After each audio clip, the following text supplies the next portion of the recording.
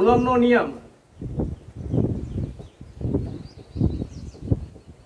સદિશ સ્વરૂપે સમજાવો.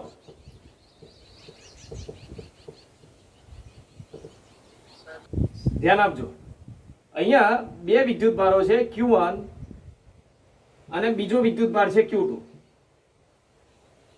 બંને એકબીજાથી અમુક અંતરે મૂકેલા છે. ધ્યાનથી જોજો, આનો જવાબ તમારે આપવાનો છે. જો આ બંને વિદ્યુત ભારો ગ્રેટર દેન 0 હોય, બંને વિદ્યુત ભારોનો ગુણાકાર ગ્રેટર દેન 0 હોય, બોલો આ વિદ્યુત ભારો વચ્ચે કેવું બળ લાગશે?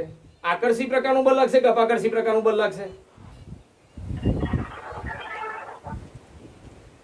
Q1 અને Q2 નો એટલે બંને વિદ્યુત ભારોનો ગુણાકાર 0 કરતા વધારે હોય તો આ બંને વિદ્યુત ભારો વચ્ચે બળ કેવું લાગે? અપાકર્ષી. સમજજો બરોબર. 0 કરતા વધારે મૂલ્ય આવ્યું આ ગુણાકારનું, મતલબ ધન મૂલ્ય આવ્યું, તો ધન ક્યારે કરી શકાય? તો Q1 એ ધન હોય અને Q2 પણ ધન હોય તો પ્લસ અને પ્લસ પ્લસ પ્લસ એટલે પ્લસ જ થાય ગુણાકારમાં, અથવા તો Q1 માઇનસ હોય અને Q2 માઇનસ હોય તો આ માઇનસ હોય તો ગુણાકાર માઇનસ માઇનસ પ્લસ થઈ જાય એટલે જવાબ પ્લસ આવે. એટલે બંનેના જવાબ આ બંને આવું હોય તો બંને મૂલ્ય માટે Q1 Q2 0 કરતા વધારે જ આવે. ઉદાહરણ તરીકે હું લખું, ચલો પહેલા +5, એક વિદ્યુત ભાર +5 કુલમ છે અને બીજો 2 કુલમ છે, +2 કુલમ, તો 5 નું 10 એટલે જવાબ +10 આવ્યો. જો એટલે 0 કરતા વધારે જ આવ્યો એટલે બંને ધન હોઈ શકે. પછી બંને ઋણ લઈ લો, -2 કુલમ -3 કુલમ, તો બંનેનો ગુણાકાર કેટલો થશે તમે જુઓ. બંનેનો ગુણાકાર 0 કરતા વધારે જ આવે છે. 3 દુ 6 અને ઓછા ઓછા વધતા એટલે 0 કરતા વધારે જ થાય. એટલે આ એક માર્કનો MCQ છે, ધ્યાન રાખજો. બંને વિદ્યુત ભારોનો ગુણાકાર 0 કરતા વધારે હોય તો બંને વિદ્યુત ભારો કાં તો ધન હોય કાં તો બંને ઋણ હોય. બંને સમાન વિદ્યુત ભારો હોય અને સમાન વિદ્યુત ભારો વચ્ચે હંમેશા અપાકર્ષી બળ લાગે એટલે બંને વિદ્યુત ભારો વચ્ચે લાગતું બળ દૂર તરફ હોય. એટલે જો સમજો, આ Q1 પર Q2 વડે લાગતું બળ કઈ તરફ આવે? બહાર તરફ, અપાકર્ષી એટલે દૂર ધકેલે. એટલે પહેલા પર બીજા વડે લાગતું બળ આમ બહાર તરફ આવે. પહેલા પર બીજા વડે લાગતું બળ અપાકર્ષી એટલે દૂર ધકેલે એટલે બહાર તરફ આવે. બીજા પર પહેલા વડે લાગતું બળ અપાકર્ષી એટલે આમ આવે. બીજા પર પહેલા વડે. જો યાદ રાખજો, જેના પર લાગતું હોય પહેલા લખવાનું, જેના વડે લાગતું હોય પછી સંજ્ઞા લખવાની. ચલો બીજો પોઈન્ટ, આ બે વિદ્યુત ભારો છે Q1 Q2, બંને એકબીજાથી અમુક અંતરે મૂકેલા છે આ રીતે. હવે જો Q1 Q2 નું મૂલ્ય 0 કરતા ઓછું હોય તો તેમની વચ્ચે લાગતું બળ છે ને એ આકર્ષી પ્રકારનું હોય. જો આ અપાકર્ષી, સમાન વિદ્યુત ભારો એટલે અપાકર્ષી બળ. હવે અહીંયા જોજો, 0 કરતા ઓછું મૂલ્ય ક્યારે આવે? એક ધન હશે અને બીજો ઋણ હશે તો જવાબ ઋણ થશે. -2 + 3 જવાબ 0 કરતા ઓછો જ આવે. જો -3 -6 આવે. ગુણાકાર 3 દુ 6 પ્લસ માઇનસ માઇનસ એટલે 0. બે વિદ્યુત ભારોનો ગુણાકાર 0 કરતા ઓછો હોય તો એક વિદ્યુત ભાર ધન ને બીજો ઋણ હોવો જોઈએ અને આ સમાન વિદ્યુત ભારો હોય, આનું મૂલ્ય 0 કરતા ઓછું આવે. વિજાતીય વિદ્યુત ભારો છે એટલે આમની વચ્ચે કયું બળ લાગશે? આકર્ષી બળ. અને બંનેનો ગુણાકાર 0 કરતા ઓછો તો આકર્ષી બળ એટલે આમ આવે. જો તો પહેલા પર બીજા વડે લાગતું બળ આકર્ષે, એની તરફ ખેંચે એટલે પહેલા પર બીજા વડે લાગતું બળ આમ લખાય. બીજા પર પહેલા વડે લાગતું બળ તો પહેલા વડે આમ બળ લાગે એટલે આમ લખાય. જો કુલમનો નિયમ સદિશ સ્વરૂપે સમજાવો. જેની અગત્યની બાબત હતી એ આપણે પહેલા જોઈ લીધી. આ પણ 2 થી 3 માર્ક્સનો પ્રશ્ન છે અને આ પણ મોસ્ટ આઈએમપી પ્રશ્ન છે. એટલે કુલમનો નિયમ આગળ અદિશ સ્વરૂપે અને સદિશ સ્વરૂપે બંને પ્રશ્નો ખાસ તૈયાર કરી દેવાના. હવે ધ્યાન આપજો, અહીંયા બે બિંદુવત વિદ્યુત ભારો છે. એક વિદ્યુત ભાર અહીંયા છે, હું થોડી આકૃતિ મોટી દોરું છું એટલે તમને વધારે ખ્યાલ આવે.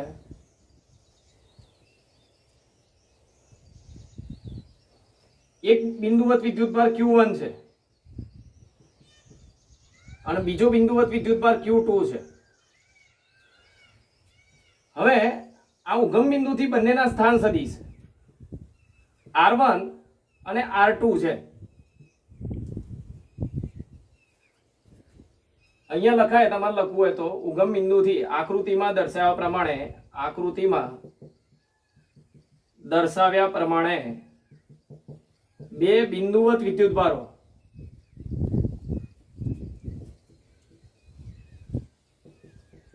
નું ઉગમ બિંદુથી ઉગમ બિંદુથી સ્થાન સદિશો, એકનો સ્થાન સદિશ r1 છે અને બીજાનો સ્થાન સદિશ r2 છે. હવે ધ્યાન આપજો, પેલા બંનેના સ્થાન સદિશો લખી દીધા. હવે જો આ બંને વિદ્યુતભારો, અહીંયા બાજુમાં એક બીજી આકૃતિ દોરું છું, આ જો બંને વિદ્યુતભારો નો ગુણાકાર 0 કરતા વધારે હશે, બંને વિદ્યુતભારોનો ગુણાકાર 0 કરતા વધારે હોય તો આ બંને વિદ્યુતભારો સજાતીય હશે, કાં તો બંને ધન હશે કાં તો બંને ઋણ હશે, તો જ મૂલ્ય 0 કરતા વધારે થાય. અને એવી પરિસ્થિતિમાં બંને વચ્ચે અપાકર્ષી બળ લાગે. આમ પહેલા પર બીજા વડે લાગતું બળ અપાકર્ષી બળ, એટલે આમ દૂર આવે, પહેલા પર બીજા વડે લાગતું બળ, એ રીતે બીજા પર પહેલા વડે લાગતું બળ અપાકર્ષી બળ, એટલે આમ આવે. બરોબર, આ બંને એકબીજાથી અમુક અંતરે રહેલા છે. બીજી આકૃતિ અહીંયા નીચે દોરું છું. જો બંને વિદ્યુતભારો નો ગુણાકાર 0 કરતા ઓછો હશે, તો 0 કરતા ઓછો એટલે ઋણ, તો એક ધન આવવો જોઈએ અને બીજો ઋણ આવવો જોઈએ. અને એવી પરિસ્થિતિમાં બંને વચ્ચે લાગતું બળ આકર્ષી પ્રકારનું હશે, આ રીતે આકર્ષી બળ લાગતું હશે બંને વચ્ચે. આમ એટલે પહેલા પર બીજા વડે લાગતું બળ આમ ખેંચે એના તરફ આકર્ષી બળ, એટલે 1 2 આમ હશે, અને બીજા પર પહેલા વડે લાગતું બળ તો આ રીતે હશે. તો આપણે અહીંયા કંઈક ધારી લઈએ, બંને વિદ્યુતભારો કયા છે આપણને ખબર નથી, આપણે કન્ડિશન જો આવા બંને સજાતીય હશે તો અપાકર્ષી બળ લાગશે, વિજાતીય હશે તો આકર્ષી બળ લાગશે. એટલે આપણે એવું ધારી લઈએ કે બંને સજાતીય છે, આ પહેલી કન્ડિશન છે, તો પહેલા પર બીજા વડે લાગતું બળ આમ આવશે અને બીજા પર પહેલા વડે લાગતું બળ આમ આવશે. જો બંને સજાતીય હોય તો એટલે અહીંયા લખી દઈએ. જો હવે Q1 પર Q2 વડે લાગતું બળ,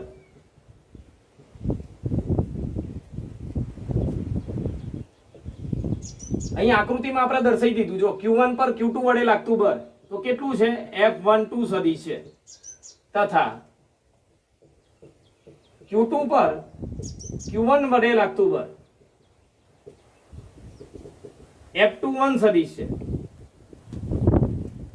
હવે બંને વચ્ચેનું અંતર કેમનું નક્કી થાય, ધ્યાનથી જોજો. આ અંતર મારે નક્કી કરવું છે તો હું આ તરફનો સદિશ લઈ, જો અંતર માટે આ તરફનો સદિશ Q1 થી Q2 તરફનો સદિશ, અહીં Q1 થી Q2 તરફનો સદિશ, તરફનો સ્થાન સદિશ.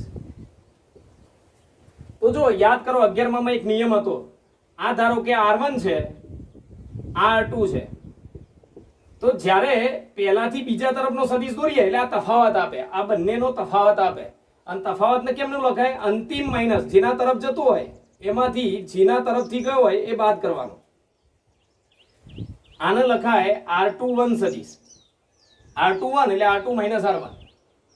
કોઈને આ રીતના અફાવે તો બીજી આ રીતે પણ ગણી શકો. જો એક સદિશના પૂછ પર બીજાનો શીર્ષ છે, જો એકના શીર્ષ પર બીજાની પૂછ છે, આ પહેલો સદિશ એના શીર્ષ પર બીજાની પૂછ, અને પછી પહેલાનો પૂછ અને છેલ્લાની શીર્ષ જોડી દો એટલે પરિણામી સદિશ આપી દે, એટલે આ પરિણામી સદિશ તો લખાય શું, R1 સદિશ વત્તા R21 સદિશ બરાબર R2. સદિશોના સરવાળા માટેનો નિયમ શું હતો, એક સદિશના શીર્ષ પર બીજાની પૂછ અને પછી પહેલાની પૂછ અને છેલ્લાનો શીર્ષ એ બે જોડી દો એટલે એ તમને પરિણામી સદિશ આપી દે, એટલે આ બેના સરવાળાનો પરિણામી સદિશ આપે. હવે તમે R1 ના બદલાવો તો R21 બરાબર શું લખાય, R2 માઇનસ R1. પણ એવું કર્યા કરતા આ 11મા ધોરણની અંદર આ નિયમ આવી ગયો છે કે તમે પહેલાથી બીજા તરફ આમ લઈ જાઓ, બેના શીર્ષ પર બેના શીર્ષને જોડો પહેલાથી બીજા તરફ એટલે તફાવતનો સદિશ આપે. અને તફાવતનો સદિશ કેમનો લખાય, બીજામાંથી પહેલો બાદ, અંતિમ માઇનસ પ્રારંભિક. જો આમ જતા હોય એટલે છેલ્લે આવે અંતિમ માઇનસ પ્રારંભિક, એટલે R2 માઇનસ R1 લખાય. અને ટૂંકમાં લખવું હોય તો 2 1 તો તમને ખ્યાલ આવી ગયો હશે. તો Q1 થી Q2 તરફનો સદિશ એટલે આ થશે R21 એટલે R2 માઇનસ R1. તો જો અહીં Q1 થી Q2 તરફનો સ્થાન સદિશ R21 સદિશ બરાબર R2 માઇનસ R1 થશે.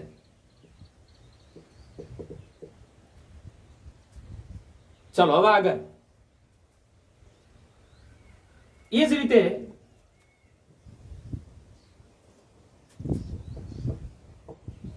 રીતે Q2 થી Q1 તરફનો સદિશ લખો હોય શું લખાય? તરફનો સ્થાન સદિશ. મારા અહીંયા બીજાથી પહેલા આમ લખવો હોત તો સદિશ બીજાથી પહેલા તરફનો લખવો હોત તો R12 એટલે R1 માઇનસ R2 આવું લખાવત. જો આ રીતે લખાય, જો R1 હતો આપણો R2 હતો.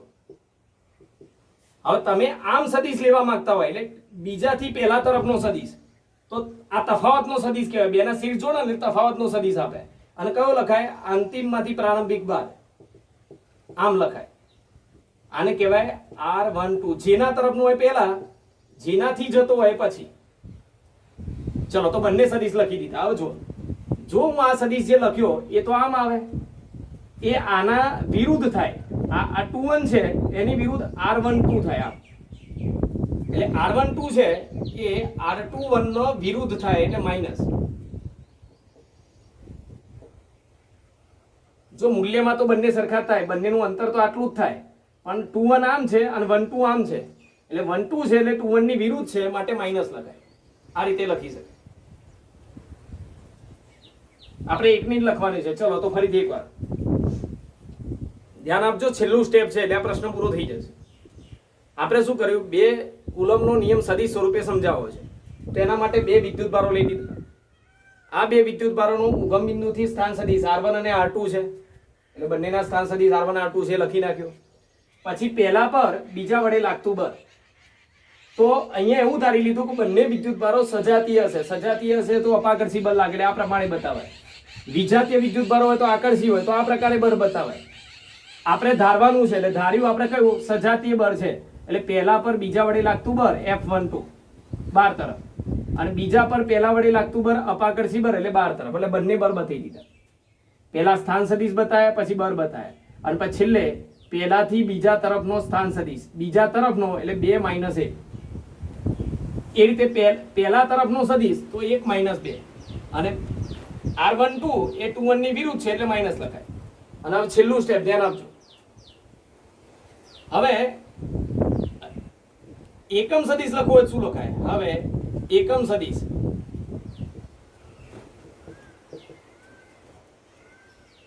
R21 કેરેટ એટલે એકમ સદિશ બીજા 21 તરફનો એકમ સદિશ લખવો હોય તો શું લખાય? ઉપર સદિશ આપણ 11 માં આવી ગયું. ઉપર સદિશ નીચે અનુમાન. એકમ સદિશ કેમ લખ્યો એ હું કારણ હમણાં કહું તમને. એકમ સદિશ એટલે ઉપર સદિશ નીચે અનુમાન. હવે સદિશ શું આવ્યો? R21 આવ્યો. જો R2 માઇનસ R1, અને નીચે અનુમાન એટલે માનને આપણે આમ પણ લખી શકીએ. સદિશ ના કરવો હોય ને, જો આ મૂલ્ય થયું. મૂલ્યને તમે આ રીતે પણ લખી શકો, અને ત્રીજી આ રીતે લખી શકો. જો સદિશ કરો તો માન કરવો પડે એટલે મૂલ્ય કહેવાય. અહીંયા સદિશ લખ્યો, જો આનો સાદરૂપ આપ્યો આપણે, તો માન કર્યો એટલે આ મૂલ્ય થયું. માન કર્યો એટલે મૂલ્ય. અને જો સદિશ ના કરો તો માને નહીં કરવાનું, આ મૂલ્ય થાય. ચલો, અને બીજા માટે શું લખાય? તે જ રીતે R12 કેરેટ તો ઉપર R12 સદિશ, નીચે R12 માન એટલે આ મૂલ્ય થયું. તમે આના આ રીતે લખી શકો. ધ્યાનથી જોજો. R1 minus R2, R1 minus R2, નીચે R12 મૂલ્ય છે એને ગમે તે લખાય. અને હવે તો Q1 પર Q2 વડે લાગતું બળ, તો પહેલા પર બીજા વડે લાગતું બળ કઈ તરફ? આ કેટલું આવે? F12. તો બળ બરાબર પહેલા શું આવશે? માન આવશે. અને પછી શું આવશે? એકમ સદિશ. કોઈ પણ સદિશને આ રીતે લખાય. સદિશ પેલા કોઈ પણ સદિશ દર્શાવતા હોય તો પેલા એનું મૂલ્ય લખવાનું અને પછી એકમ સદિશ લખવાનો. તો જો બરનું મૂલ્ય એટલે સૂત્ર શું થાય? F12 સદિશ બરાબર k Q1 Q2 અપન R square. તો પહેલા અને બીજા વચ્ચેનું મૂલ્ય લખીએ છીએ. Q1 પર Q2 વડે લાગતું બળ એટલે R12 સ્ક્વેર. જો બધા મૂલ્ય જ આવ્યું કે સદિશ આવ્યો જ નથી, શૂન્ય અવકાશ માટે k ની જગ્યાએ 1/4πε0 લખાય એટલે k Q1 Q2 અપન R square અંતરનો વર્ગ. આ શું થયું? ખાલી માન થયું. હવે શું લખવો પડે અહીંયા? એકમ સદિશ. તો એકમ સદિશ લખવો હોય તો કયો લખાય? પહેલા બીજા તરફનો એકમ સદિશ એટલે આ લખાય. જો પહેલા બીજા તરફનો એકમ સદિશ એટલે આ પહેલા પર બીજા વડે લાગતું બળ થઈ ગયું. ચલો હવે જોજો આગળ. અને બીજી કઈ રીતે લખી શકાય? હું અહીંયા લખી દઉં છું. R12 caret 1/4πε0 Q1 Q2 R12 square અને નીચે એકમ સદિશ છે આ રહ્યો. જો ધ્યાનથી જોજો. આને તમે આ રીતે પણ લખી શકો એટલે R12 સદિશ નીચે અનુમાન આ રીતે. તો મૂલ્ય એક વખત ના બે વખત એટલે આ 3 વખત મૂલ્ય થઈ જાય.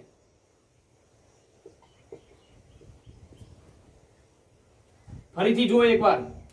પહેલા કુલમ બર, પહેલા બર કેમનું લખાય? k Q1 Q2 અપન R square. k ની જગ્યાએ શું લખ્યું? શૂન્ય અવકાશ હતો 1/4πε0. માન લખ્યા પછી સદિશ સ્વરૂપે જ્યારે કોઈને રાશિ દર્શાવતો હોય ત્યારે પાછી એકમ સદિશ લખવો પડે. તો 12 ની દિશામાંનો એકમ સદિશ એટલે R12 કેરેટ. R12 ને તમે બીજી આ રીતે પણ લખી શકો છો. એકમ સદિશ એટલે ઉપર સદિશ નીચે અનુમાન, પણ માન એક વખત અને નીચે બે વખત એટલે 3 વખત થઈ જાય. એ જ રીતે તથા બીજા પર પહેલા વડે લાગતું બળ. તો બીજા પર પહેલા વડે લાગતું બળ શું લખાય? બીજા પર પહેલા વડે લાગતું બળ. ચલો સૂત્ર ફરીથી બોલો હવે. આને કેવી રીતે લખાય વિચારો તો તમે જાતે. તો પહેલા મૂલ્ય 1/4πε0 Q1 Q2 અપન R સ્ક્વેર અને પાછળ એકમ સદિશ એટલે બીજા થી પહેલા તરફનો. જો બીજા પર પહેલા વડે લાગતું બળ એટલે એ તરફનો એકમ સદિશ. જે દિશામાં બળ લાગતું હોય એ દિશામાંનો એકમ સદિશ લખવો પડે. હવે આને બીજી કઈ રીતે લખી શકાય? 1/4πε0 Q1 Q2 અપન R21 સ્ક્વેર અને એકમ સદિશ એટલે ઉપર સદિશ નીચે અનુમાન. માનને બે રીતે લખાય. કાં તો સદિશ કરો તો બ્રેકેટ કરવાનું, બાકી એમને એમ પણ લખાય. અને આ એક વખતના બે વખત એટલે 3 વખત લખી દેવાય. જો તો આ અગત્યનો પોઈન્ટ છે. આ બુકમાં નથી આપેલો, આ પાછળનો ભાગ. તો યાદ રાખજો, જ્યારે હું કોઈ બર સદિશ સ્વરૂપે લખતો હોય ત્યારે જો પાછળ સદિશ સ્વરૂપે બળ લખું ત્યારે એકમ સદિશ લખું તો વર્ગ લખવાનો, અંતરનો વર્ગ. પણ જો સદિશ સ્વરૂપ લખું અંતર તો નીચે ક્યુબ લખવાનું. એક કેરેટ એકમ સદિશ લખીએ તો વર્ગ, સદિશ લખીએ તો ક્યુબ. કેમ એવું થયું? આ મૂકવાથી એવું થાય છે. એટલે આ કુલમનો નિયમ સદિશ સ્વરૂપે થઈ ગયો. ફરીથી કઈ બાબતો ધ્યાનમાં રાખવાની છે અને કેવી રીતે પ્રશ્ન લખવાનો છે. જો સ્ટેપ જે બતાવું એ સ્ટેપ યાદ રાખવાનો, તમે આરામથી પ્રશ્ન લખી શકશો. તો પહેલા શું કરવાનું? બે વિદ્યુત ભારો આપણે લઈ લીધા Q1 Q2. એના ઉગમ બિંદુથી સ્થાન સદિશ R1 R2 છે એટલે પહેલા સ્થાન સદિશની વાત કરી લો. એ કર્યા પછી આ બંને પર લાગતા બળ આપણે એવું ધારી લીધું કે અપાકર્ષી બળ લાગે છે એટલે Q1 પર લાગતું બળ તો પહેલા પર બીજા વડે લાગતું બળ, બીજા પર પહેલા વડે લાગતું બળ. અપાકર્ષી એટલે 12 તરફ બતાવવાનું. હવે આગળ જો પછી પહેલાથી બીજા તરફનો સદિશ લખવો હોય સ્થાન સદિશ શું લખાય? આ બાજુનો સદિશ બીજા તરફનો એટલે 2 - 1. આને સ્થાન સદિશ કહેવાય, તફાવતનો સદિશ. એ રીતે પહેલા તરફનો લખવો હોય તો 1 - 2 એટલે પહેલા સ્થાન સદિશ લખવાના, પછી બર લખવાના અને પછી પહેલાથી બીજા તરફનો, બીજાથી પહેલા તરફનો સદિશ લખવાનો. અને છેલ્લું સ્ટેપ પછી એકમ સદિશ લખવાના. એકમ સદિશ લખતી વખત શું કરવાનું? ઉપર સદિશ નીચે અનુમાન, ઉપર સદિશ નીચે અનુમાન લખી દેવાનું. અને પછી પહેલા પર બીજા વડે લાગતું બળ. તો બળનું સૂત્ર k Q1 Q2 અપન R square અને પાછળ સદિશ સ્વરૂપે લખ્યું એટલે એકમ સદિશ મૂકવો પડે અને એકમ સદિશને મૂલ્ય મૂકી દેવાનું. બીજા પર પહેલા વડે લાગતું બળ એ જ પ્રમાણે k Q1 Q2 અપન R square અને પાછળ એકમ સદિશ. તો બીજા પર પહેલા વડે એટલે એ દિશામાંનો એકમ સદિશ લખવો પડે. તમારે કશું ક્રમ યાદ રાખવાનો નહીં. 2 1 તો 2 1 જ લખવાનું, 1 2 તો 1 2 જ લખવાનું. અને આને એકમ સદિશને કેવી રીતે લખાય? સદિશ ભાગ્યા મૂલ્ય, સદિશ ભાગ્યા મૂલ્ય. તો ઉપર સદિશ નીચે મૂલ્ય એટલે 3 ઘાત થઈ જાય. તો અહીંયા કુલમનો નિયમ સદિશ સ્વરૂપે પૂરો થાય.